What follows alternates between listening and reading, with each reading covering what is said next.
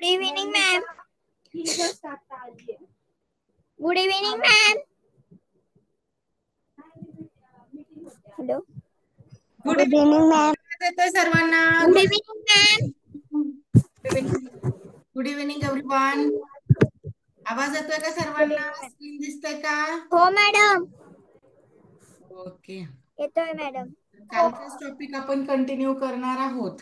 कोणता टॉपिक पाहिला आपण काल? मॅथ्स. यामध्ये कुठला टॉपिक मॅथ्स पाहिला आपण? नाणी नोटा पाहिला टीचर. नाणी व मॅथ्स नोटा. नाणी नोटा. नाणी व नोटा. बर, आता मला सांगा 1 रुपयांमध्ये किती पैसे असतात बरं? 1 रुपयामध्ये पैसे किती? पैसे मोठे असतात की रुपये मोठे असतात? रेषाने एवढे का? काय मोठं आहे? बरं, 100 पैसे मोठे की 1 रुपया मोठा? टीचर दोन्ही सारखे. हा, टीचर दोन्ही सारखे. पण मोठे. दोन्ही पण काय आहेत? मोठे नाही, सारखे. सारखे. 100 पैसे जेवढे 100 पैसे आहेत तेवढाच 1 रुपया आहे. 1 रुपयामध्ये 100 पैसे असतात, बरोबर? आवाज येतोय ना सर्वांना? हो. 1 रुपयामध्ये 100 पैसे असतात. बर, मला सांगा अर्धा रुपयाला आपण म्हणतो 50 पैसे, बरोबर? मग 75 पैशांना आपण काय म्हणायला पाहिजे? 75 पैसे. ओके नाही? मला स्क्रीन नाही दिसत आहे. स्क्रीन नाही दिसत आहे का? बरं, कोणाकोणाला नाही दिसत आहे? मला ओके, मी पुन्हा एकदा स्क्रीन शेअर करते.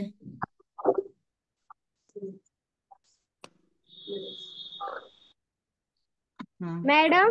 हो, बोला. आता दिसेल. आता दिसते का स्क्रीन? ओके, आता दिसते सर्वांना? बरं, पहा, अर्धा रुपया म्हणजे 50 पैसे असतात, बरोबर? 75 पैशांना काय म्हणावं लागेल? 75 पैसे. पाऊण रुपया. अगदी बरोबर. मग 1.25 रुपया म्हणजे किती पैसे होतील? 1.25 रुपया. 125. अगदी बरोबर, 125. 1.25 म्हणजे काय? एक पूर्ण भाग आणि एक क्वार्टर पार्ट. ओके नाही? एक होल पार्ट आणि एक क्वार्टर पार्ट. हा दोन्ही मिळून हा 1.25 होणार आहे. पावभाग आणि एक भाग. बर, आता हे तुम्हाला समजले, रुपये समजले. आपण काल प्रश्न पाहिले होते. 5 रुपयांमध्ये किती पैसे असतील बरं? 5 रुपयांचे पैशांमध्ये कन्वर्ट करा. 5 रुपये म्हणजे किती पैसे झाले? 5 रुपये म्हणजे किती पैसे होतात? 500 पैसे. Very good. 5.5 रुपये घ्यायचे. 5.5 रुपये म्हणजे पैसे किती झाले? 550 पैसे. 550 पैसे. बरं, आता आणखी एक गोष्ट लक्षात ठेवायची. जेव्हा रुपयांचे पैसे करायचे असतात तेव्हा 100ने गुणायचं. समजा 10 रुपये आहेत, मग 10 रुपयांचं रूपांतर हे जर पैशांमध्ये करायचं असेल तर मग तुम्हाला काय करावं लागेल? 10 गुणिले 100 करायचं. कारण 1 रुपयामध्ये 100 पैसे असतात. म्हणजे 1 रुपया. 1 रुपया म्हणजे किती पैसे झाले? 100 पैसे. तर आता सर्वांचे माईक असणारे बंद आले नव्हते म्हणून आपण थोडस रिवाइज केलं. माईक बंद ठेवा. आता हे काय आहे? तर रुपये आहेत आणि इकडे रुपयांचं जे रूपांतर आहे ते आपण पैशांमध्ये करून घेऊयात. त्यानंतर प्रश्न पाहूयात. पहा, 10 रुपये. 10 रुपयांचे पैसे करायचे, 100ने गुणायचं. गुणायचं कधी आणि भागायचं कधी? आता हे या ज्या क्रिया आहेत ते सांगणार आहेत. पहा, 10 रुपये. आता 100ने गुणतोय. 100 वरती जेवढे शून्य तेवढे देऊन टाकायचे. 10 रुपये म्हणजे 1000 पैसे होतात. समजा तुम्हाला सांगितलं 15 रुपये म्हणजे किती पैसे होतात? तर मग अशा वेळी तुम्ही पुन्हा एकदा 100ने गुणणार. म्हणजे 15 गुणिले 100. फक्त या संख्यांची म्हणजे 15 आणि 1 हा एक अंकी संख्याने ही 15 या दोघांचाच गुणाकार करायचा आहे. 15 1 15. बाकीचे 2 शून्य आहे असे मांडायचे असतात अशा गुणाकारामध्ये. झाला. म्हणजे आता 15 रुपये म्हणजे 1500 पैसे झाले. जर तुम्हाला 635 रुपयांचं जर रूपांतर पैशांमध्ये सांगितलं तेव्हा सुद्धा तुम्हाला 100ने गुणावं लागेल. 100 वरती जेवढे शून्य आहे तर तेवढेच शून्य येतात 100ने गुणल्यावर. 100 वरती 2 शून्य आहेत म्हणून डायरेक्ट 635च्या पुढे 2 शून्य. 635 रुपये म्हणजेच 63,500 पैसे. बरं, आता हे झाले पैसे. आता आपल्याकडे काही पैसे आहेत. पैशांचं रूपांतर आपण रुपयांमध्ये करूयात. पैसे आहेत आणि आता इकडे आपण रुपये करून घेऊयात. समजा माझ्याकडे आहेत 1800 पैसे. मग या 1800 पैशांचं रूपांतर मला रुपयांमध्ये करायचंय. किती रुपये होतील? कशाने भाग द्यावा लागेल? चला येऊ द्या बरं तुमचं उत्तर. 1800 पैसे म्हणजे रुपये किती झाले? ओके, 6वा प्रश्न चालू होता तिथून कंटिन्यू करूयात आपण. फक्त एक थोडंसं रिवाइज करूयात. काय तुमच्या क्लासमध्ये काही लहान मुलं सुद्धा आहेत, तिसरीची मुलं सुद्धा आहेत. तिसरीवाल्यांना एवढे कठीण प्रश्न नाही आहेत. तिसरी, चौथी आणि पाचवीवाल्यांना सुद्धा माहित असायला हवं रुपयांमध्ये किती पैसे असतात. पैसे म्हणजे पैशांचं कन्वर्ट हे रुपयांमध्ये कसं करायचं. ओके, चला उत्तर मिळालं 18 रुपये. अगदी बरोबर आहे. म्हणजे काय करावं लागेल? जसं इकडे 100ने गुणलं होतं तसं आता इकडे 100ने भागायचं आहे. मल्टिप्लिकेशन होतं, आता डिव्हिजन आहे. 100ने भाग देणं. मग 100ने भागाकार असा जर एवढा मोठा करत बसला तर त्याला वेळ जाईल. असा जर केला तुम्ही 1800ला भाग द्यायचा आहे 100ने तर मग तुम्हाला वेळ जाणार. मग असा भागाकार काय करणार तुम्ही? डायरेक्ट जिथल्या तिथे काटछाट करणार. 2 शून्य शेवटी शेवटी आले की उरलेलं जेवढं आहे तेवढंच उत्तर राहतं. शेवटीचे 2 शून्य म्हणजे उरले किती? 18. किंवा अशी जर पद्धत नाही समजली तर दोघांना अंश छेद रूपामध्ये लिहून घ्यायचं. सुरुवातीची जी संख्या आहे ज्याला भागायचं आहे ती अंशामध्ये लिहायची, ज्याने भाग द्यायचा आहे त्याला छेदामध्ये लिहायचं. आता मग या दोघांचे शून्य आपण काट मारले. काट मारून जो नंबर राहिला तेवढे झालेत आपले रुपये. झाले 18 रुपये. ओके, आता माझ्याकडे आहेत 3500 पैसे. तर त्याचं रूपांतर करा आता रुपयांमध्ये.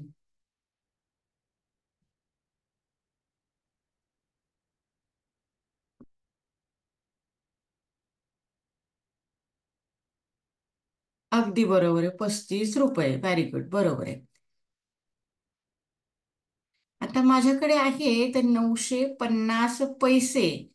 त्यांचं रूपांतर करायचं आहे मला रुपयांमध्ये. काय करावं लागेल?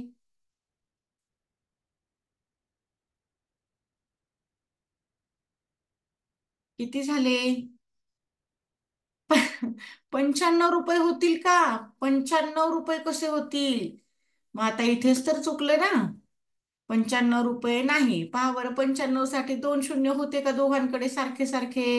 दोन काट मारण्यासारखे शून्य होते का? पहा, 950 आणि 100 असा जर लिहिला तर अंश आणि छेदामध्ये जेवढे शून्य सारखे आहेत त्यांनाच आपण काट मारू शकतो. आता इथे एकच शून्य आहे काट मारण्यासाठी. मग आता काय करायचं? मग असं जर राहिलं तर काय करणार? पहा, पॉइंट आता 10 एकावरती शून्य किती? एकावरती जेवढे शून्य तेवढे अंक उजवीकडून मोजायचे आणि पॉइंट द्यायचा. पहा, इथे पॉइंट येणार.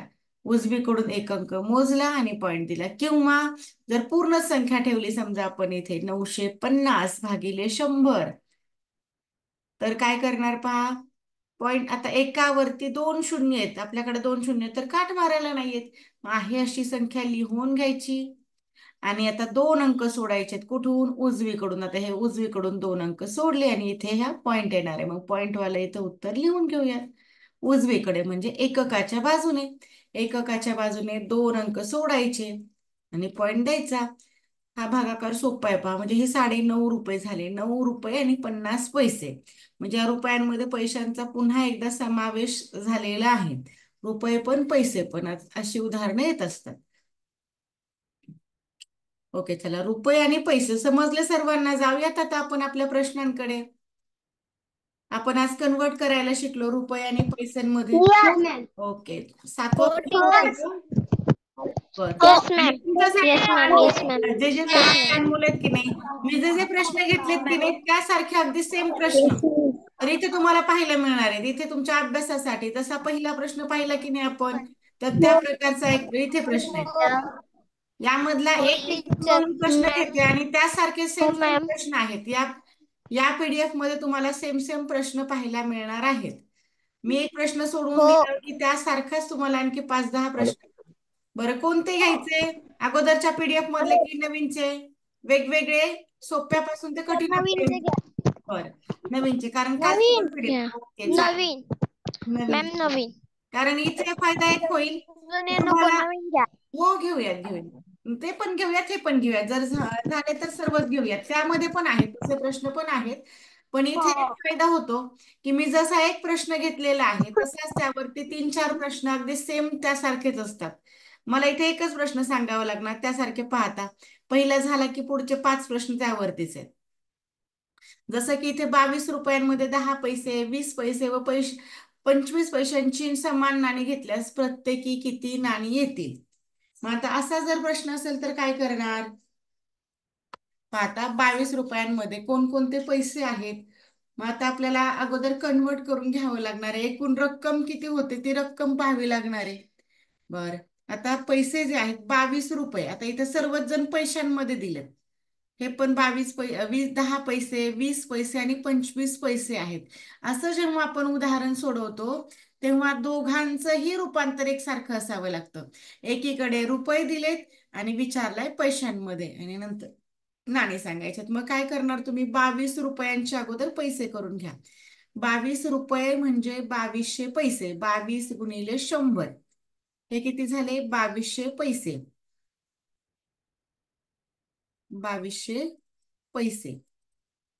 बर, मग आता तुम्ही काय करणार? एक ट्रिक दिली होती मी, पहा. एकूण रुपये किंवा एकूण पैसे, रुपये असतील किंवा पैसे असतील, इथं दोघांचे ऑप्शन ठेवलंय. एकूण रुपये किंवा पैसे अंशामध्ये ठेवायचंय आणि त्याला छेदामध्ये काय ठेवणार? एकूण जे रुपये किंवा पैसे असतील, कोणकोणत्या प्रकारची समान नाणी आहेत त्या समान नाण्यांची काय करणार? सर्व समान नाण्यांची बेरीज. सर्व समान नाणी किंवा रुपये किंवा पैसे किंवा रुपये किंवा पैसे, इथे ऑप्शन दिलेत पहा मी. जे रुपये असतील तर रुपये ठेवा, पैसे दिलेले असतील पैसे घ्या. तुम्हाला जसं सांगितलंय तसं एकूण जे काही आहे तेवढे इथे घ्यायचे. जसं की आता 22 रुपयांचं रूपांतर केलं आपण पैशांमध्ये.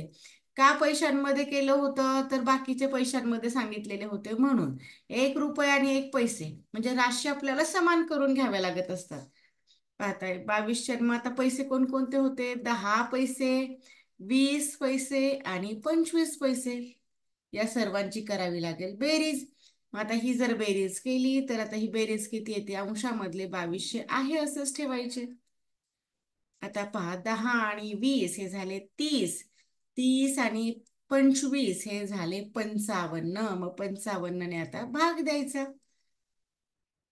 आता 55 ने आपण भाग देऊया. कसा भाग जाईल? ज्यांना काटछाट येत नाही त्यांनी लक्ष द्या. आता 5 ने भाग जातो. आपण कसोट्या शिकलो की नाही? कसोट्यांमध्ये सांगितलं होतं एकक स्थानी 0 किंवा 5 जर असेल तर 5 ने निश्चेष भाग जातो. मग आता 5च्या पाड्यामध्ये 5 येतो. 5 एक 5, पुन्हा आणखी एकदा 5 येतो. 5 एक 5. आपण या छेदाला तर भाग दिला. आता 5 ने तर 2 ला भाग जात नाही, मग दोघांचा विचार करायचा. 5 चोक 20, 2 उरले. पुन्हा आता हा 2 आणि 0 हे झाले 20. 5 चोक 20, उरलेला 0 आहे असे घ्यायचे. आता जे काही उत्तर मिळालेलं आहे तर ते आहे आपलं पैसे. 440 पैसे.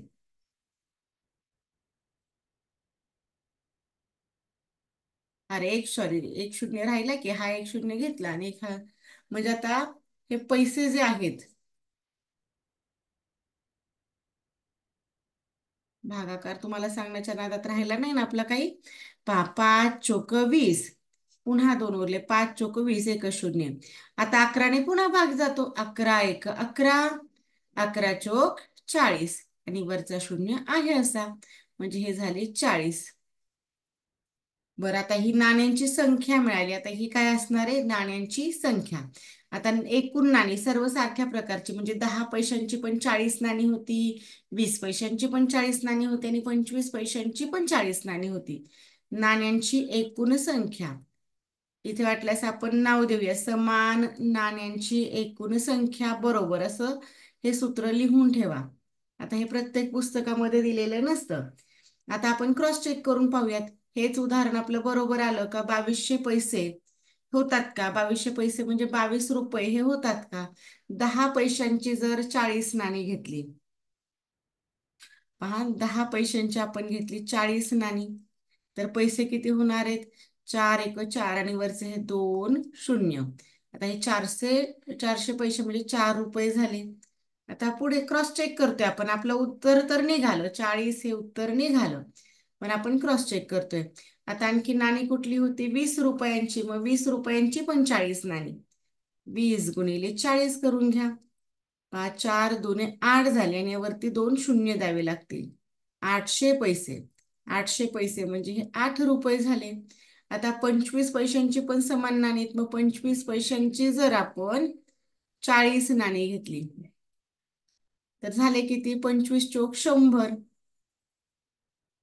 आणि वरचा एक शून्य म्हणजे झाले किती? हे 10 रुपये. आता या सर्वांची बेरीज 22 रुपये येते का हे चेक करा. 10 आणि 8 18 झाले. 18 आणि 4 हे झाले 22. झाले आपले 22 रुपये. ओके, क्रॉस चेक करून पाहिलं आपलं उत्तर चुकलं की बरोबर आलं. ओके, प्रश्न समजला का? या सेम प्रश्नासारखे अनेक प्रश्न तुम्हाला इथं पाहायला हो आहे, टीचर सेम करून समजला. पाहता येतील. हो ओके जमेल? मॅम, हो हो मॅम. आपला माहिती लास्ट आहे मॅम. काय झालं? मॅम हो मॅम. हा, बरं. आता या प्रश्नांचा स्क्रीनशॉट काढून ठेवा. हे तुमच्या होमवर्कसाठी असणार आहेत. आणखी एक प्रश्न प्रकार आहे. फक्त एक दोन प्रश्न प्रकार दाखवणार आहे आणि पहिलेच प्रश्न आपण कंटिन्यू करूयात, जेणेकरून तुम्हाला ही जास्तीचे प्रश्न पाहायला मिळतात. आता इथे बी प्रकारचा प्रश्न आहे, पहा. बी मधला 1 नंबर पहा. आपण मधले प्रश्न सोडवून दिलेत कारण ते तुमच्या होमवर्क साठी आहेत. सेम प्रश्न अगदी त्याच पद्धतीने सोडवायचे. पाहता पुढचा प्रश्न. 20 रुपयांच्या नोटांच्या बंडलामध्ये 87,625 ते 87,676 क्रमांकाच्या नोटा आहेत. तर त्या बंडल मधील एकूण रक्कम किती?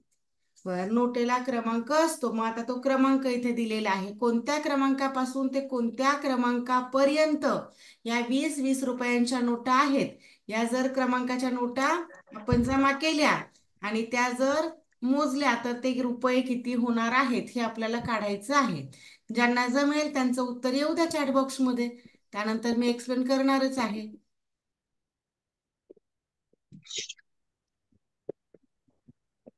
ओके, हो मॅम. 22 मागचं उत्तर आलं का? हा, हो मॅम. ओके. बरं, चला आपण पाहूयात प्रश्न. आता 20 रुपयांचा बंडल आहे. आता याच्यातला मोठा नंबर कोणता आहे तो पाहायचा अगोदर. या दोघांमध्ये मोठा नंबर कोणता त्याला घ्यायचं अगोदर. कुठला मोठा आहे? हा, 87,676. मग यांची आता फक्त वजाबाकी करायची म्हणजे फरक काढायचा आहे. फरक काढायचा आणि +1 करायचा असतो. का? तर ही जी नोट आहे जिथून आपण सुरुवात केलेली आहे 87,625, त्या नोटेचा सुद्धा नंबर पकडला जावा म्हणून तो नंबर धरायचा असतो. म्हणजे या प्रकारची वजाबाकी करणार आपण. 87,000 87,676 87,676 मायनस 87,625 यांची करायची सबट्रॅक्शन. आता सबट्रॅक्शन जर केली तर 6 - 5 हा 1 होतो. 7 - 2 हा 5 होणार आहे. 6 - 6 0. 7 - 7 0. 8 - 8 हा झाला 0. बरं, आता हे 51 झाले. पण यामध्ये +1 करायचा आहे. का करायचा? तर ज्या नंबर पासून आपण सुरुवात केलेली आहे ती नोट सुद्धा पकडली जावी. म्हणजे ते 20 रुपये सुद्धा आपले पकडले जावेत. त्या नोटाची जी किंमत आहे ती नोटाची किंमत सुद्धा पकडली जावी म्हणून ते घ्यायचं. मग 51 आणि 1 यांची जर ऍडिशन केली तर ती झाली 52. आता 52 आणि आता हे झालं इथपर्यंत. आता 20 रुपयांच्या नोट आहेत तर 20 रुपयांसोबत गुणाकार करा. इथं समजा सांगितलं असतं 50 रुपयांच्या नोटाचं बंडल आहे तर 50 सोबत आता 52चा गुणाकार झाला असता. आता आपला जो गुणाकार आहे, जेवढ्या नोटा आहेत तर त्या कोणत्या किमतीच्या नोटा आहेत तर त्या किमतीच्या नोटासोबत गुणाकार करायचा आहे. मग आता 52 गुणिले 2, 52 इंटू 20 इज इक्वल टू. आता हा सुद्धा गुणाकार करण्याची ट्रिक, शेवटी लास्टला 0 ना आहे असा ठेवून द्यायचा. 52 टूज आर, 52 टूज आर करून घ्यायचंय फक्त. 2 टूज आर, किंवा हा जर 52चा टेबल नाही पाठ आहे तर मग काय करणार, 2 टूज आर 4 आणि 2 फाइव्ज आर 10 झालं. हे झाले आपले एवढी रक्कम. आता ही रक्कम आहे 1040 रुपये. आपल्या पर्यायामध्ये आहे का ती क्रॉस चेक करून घ्यायची. समजा आता आपलं उत्तर तर मिळालं. आता याच नोटा आहेत, याच क्रमांकाच्या नोटा आहेत आणि जर तुम्हाला सांगितलं असतं की या 100 रुपयांच्या नोटा आहेत, इथे 20च्या ऐवजी जर 100 झाले असते तर काय केलं असतं तुम्ही, 52 गुणिले 100 करायचे. 52 गुणिले 100 म्हणजे झाले असते 52ला 52 आहे असे आणि पुढे 2 शून्य घेतले असते. 100 वरती जेवढे शून्य तेवढे घेऊन टाकायचे म्हणजे हे झाले असते 5200 रुपये. समजा याच्या जागी 20च्या जागी तुम्हाला सांगितलं असतं की 50च्या नोटा आहेत. मी पुन्हा पुन्हा वेगवेगळ्या प्रकारे सांगते की कशाही प्रकारे उदाहरण येऊ द्या, या प्रकारे सोडवलं जातं. जर 50 रुपयांच्या जर नोटा असतात तर मग आपण काय केलं असतं, 52 गुणिले 50. फक्त एवढंच उत्तर काढायचं आहे. शेवटचा शून्य आहे असा. 5 2 आर 10 झाला असता, 1 ला कॅरी केला असता, 5 5 जा 25 आणि हा 1 6 झाला असता, 26 झालं असतं. बरं, म्हणजे 2600 रुपये एवढी याची किंमत झाली असते. आपल्या अपेक्षित उत्तर मिळालंय, पण आपण इतरही रक्कम नोटा जर असतात तर काय झालं असतं हे पाहतोय आपण. ओके, मला सांगा हा प्रश्न सर्वांना व्यवस्थित समजला? यासारखे प्रश्न दाखवू आता तुम्हाला, सोडवणार? हो मॅम. ओके. Yes ma'am. हो मॅम. यस हे मॅम. दोन प्रकारचे आवाज येत प्रश्न समजलेत का नाही. तुम्हाला? ओके, 2 प्रकारचे प्रश्न. हो आता तुम्ही मला हा दुसरा मॅम. प्रश्न सोडवून दाखवायचा आहे. काय करणार तुम्ही, हो मला टीचर. दुसऱ्या क्रमांकाचा प्रश्न मॅम. सोडवून दाखवा आणि त्या दुसऱ्या प्रकारामधला पुन्हा एकदा दुसरा. हो मॅम. हो मॅम. हो ओके, चला मॅम. कोणाचं उत्तर अगोदर येते ते पाहूयात मॅम आपण. आवाज येत नाही. मॅम आवाज येत आता नाही. येत असेल. आता हा प्रश्न आपण 2 प्रश्न प्रकार शिकलो. आता 2 प्रश्न मला तुम्ही स्वतः सोडवून दाखवायची आहेत.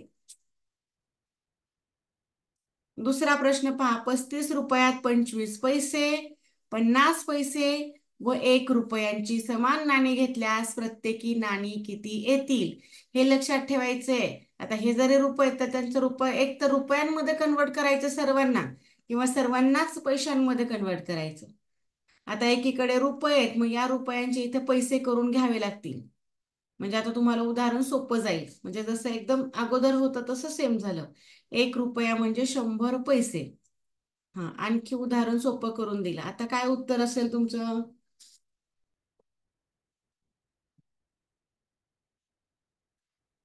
पाहूयात किती जणांना जमणार आहे हा प्रश्न.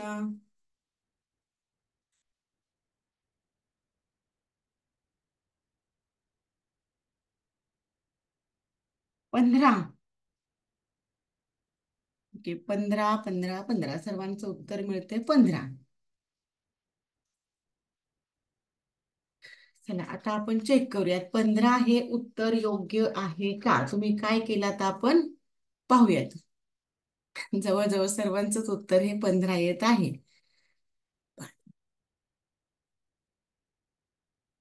आता मी एक्सप्लेन करते तुम्हाला. आपल्याकडे एक सूत्र होतं. काय सूत्र होतं बरं? काय रक्कम असेल, आता एकूण नाणी जर शोधायची असतील तर काय करायचं, एकूण रुपये किंवा एकूण रक्कम काही म्हणा त्याला, तरी एकच आहे ते काय, एकूण रक्कम भागिले एकूण नाणी. हे लक्षात ठेवा, एकूण नाणी बेरीज. मग ते रुपये असतील तर सर्व रुपये हवेत, जर पैसे असतील तर सर्वच जण पैसे हवे.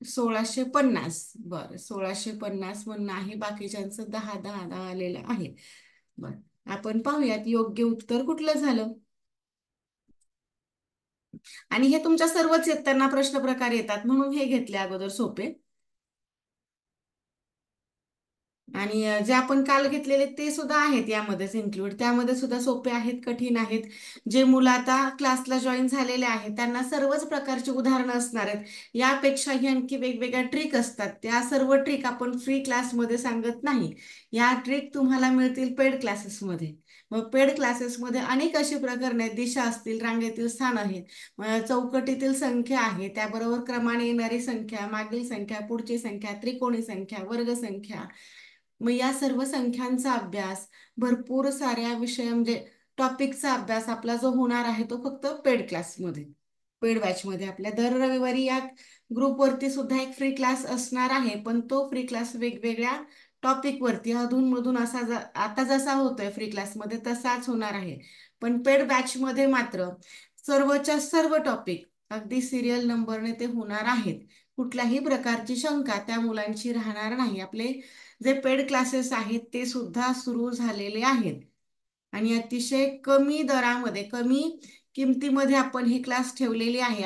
वर्षभराची फी फक्त तुम्हाला 3999 रुपये एवढीच भरायची आहे. एवढ्या कमी किमतीमध्ये पहा, आपण जर एखादा ड्रेस घ्यायला गेलो तर त्या ड्रेस सुद्धा किंमत, त्या ड्रेसची किंमत साधारण लहान मुलांच्या ड्रेस 1500 2000 एवढी असते. पहा, तुमचे सुद्धा बरेचसे ड्रेस असतील की ते 1500 2000 आहेत, 3000 आहेत. आहेत का पाहू बरं. तुमच्यापैकी किती जणांचे असे ड्रेस आहेत की 1000च्याही पुढे आहेत, 1000 रुपयांपेक्षाही ते जास्त किमतीचे आहेत. आहेत आहेत आहेत ना? आहेत की नाही? आहेत. हो तुम्ही हो फिरायला मॅम जाता आहे. बरोबर, हो की नाही? आपण फिरायला जातो, मग फिरायला गेल्यानंतर आपल्याला खूप सारा एन्जॉय करावा वाटतो. आपण हॉटेलमध्ये जातो, बऱ्याचशा वस्तू खरेदी करतो. यामध्ये आपले कमीत कमी 5000 रुपये तरी जातात. ट्रॅव्हल्सचे पैसे जाते, ट्रॅव्हलिंग खर्च तो वेगळा, खाऊचा खर्च वेगळा, खेळण्यांचा वेगळा, एन्जॉयमेंटचा वेगळा. म्हणजे असा बराचसा खर्च आपण 1 ते 2 दिवसांमध्ये करतोय.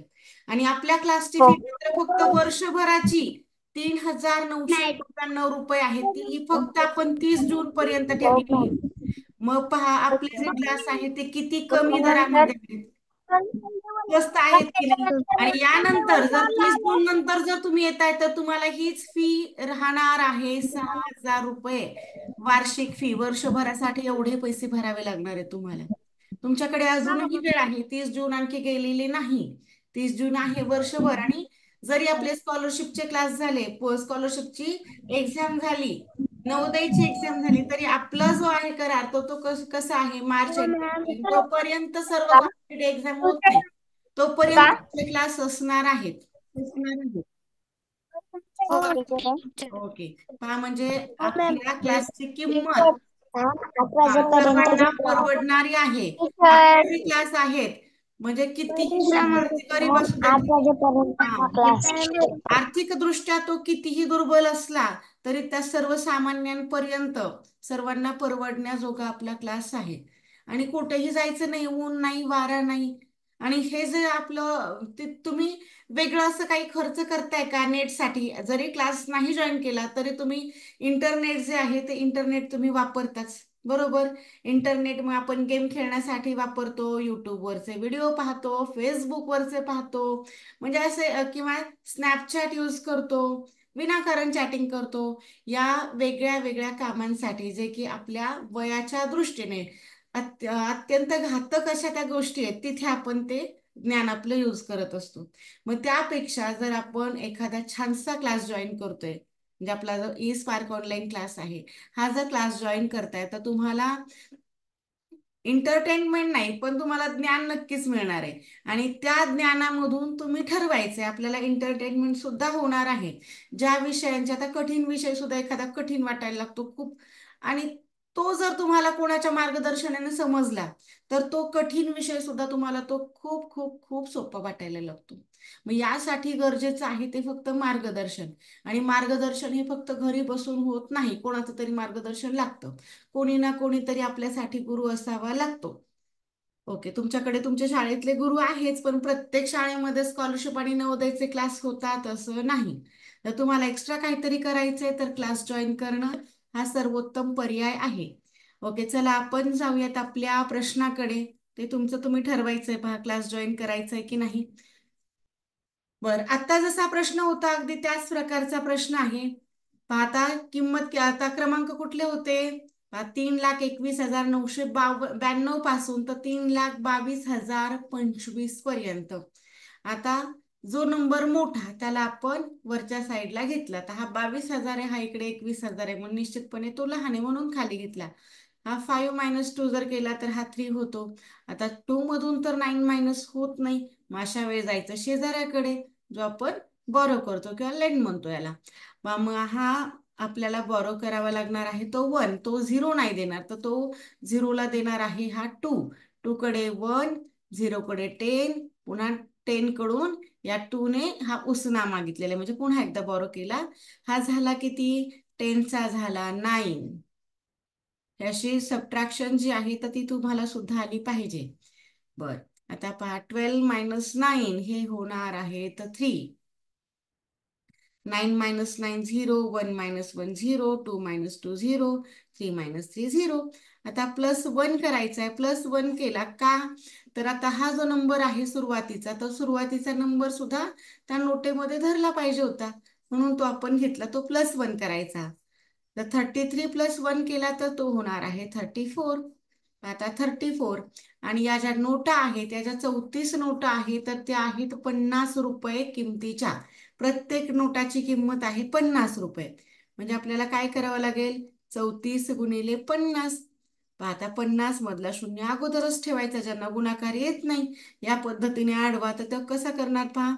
मग एक करण्यात या 5 ने शून्याला 4ला गुणायचं. 5 चोक 20 किंवा 5 4 जार 20. जसं तुम्हाला समजेल इंग्लिश मराठी तसं समजून घ्या. बरीचशी मुलं आपली इंग्लिशवाली आहेत, काही मराठीवाली आहेत. 5 4 जार 20. 20 मधला 2, सॉरी 20 मधला 0 घेतला, 2ला आपण ठेवूयात पुढच्या अंकाच्या डोक्यावरती. आता पुन्हा 5चं मल्टिप्लिकेशन असणार आहे या 3 सोबत. 5 3 जार 15. 15 आणि 2 हा होणार आहे 17. म्हणजे आता इथे किंमत जी आहे तर ती निघलेली आहे. तर ती किती झालेत पैसे आपले? 1700 रुपये आहेत का आपल्या पर्यायामध्ये? चला, आता तुमचं किती जणांचं उत्तर आलं होतं? 1700. ओके, पृथ्वीराज आलं होतं 1650. बऱ्याच जणांचं 1650 होतं. पर्याय क्रमांक 3 1700 हे उत्तर अगदी योग्य आहे. बर, आता हे क्रॉस चेक करण्यासाठी मी तुम्हाला आन्सर की सुद्धा देणार आहे. आजची ही PDF देणार आहे आणि आपले पर्यायातील आपले जे पर्याय आहेत ते योग्य आहेत की नाही यासाठी मी तुम्हाला आज आन्सर की सुद्धा पाठवणार आहे. ओके, बरं, चला आता शेवटचा 1 मिनिट राहिलेला आहे, आपणही थांबून घेऊयात. आजचं प्रकरण सर्वांना समजलंय का? यामध्ये कोणाला काही अडचण? नाही. ओके, हे आहे आपल्या E-Spark ऑनलाईन क्लासेसचं फीचं स्ट्रक्चर.